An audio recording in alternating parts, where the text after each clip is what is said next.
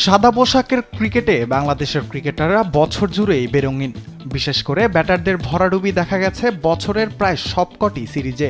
কিন্তু এসবের মধ্যেও বিশেষ এক রেকর্ডে উজ্জ্বল তাইজুল ইসলামের ব্যাট।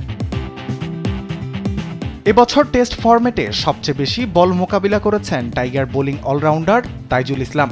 মোট 14 ইনিংসে ব্যাটিংয়ে নেমে প্রতিপক্ষ বোলারদের 540টি ডেলিভারি মোকাবিলা করেছেন তিনি। সেই সাথে ছাড়িয়ে গেছেন টেস্টের প্রবাদতুল্য সব ব্যাটারকে। 513 বল খেলে বিরাট কোহলি ও 471 বল খেলে স্টিভ স্মিথ আছেন এ তালিকায় দ্বিতীয় ও তৃতীয় স্থানে।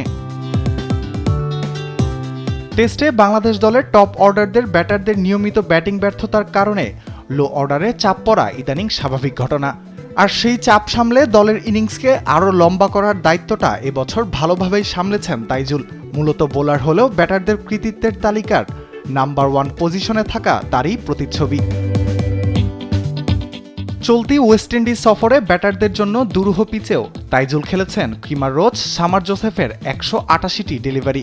4 ইনিংসে দলের স্কোরবোর্ডে যোগ করেছেন গুরুত্বপূর্ণ 59 রান। তার উপর দ্বিতীয় টেস্টে একাই 6 উইকেট নিয়ে জয় এনে দিয়েছেন দলকে। হয়েছেন ম্যাচ সেরাও।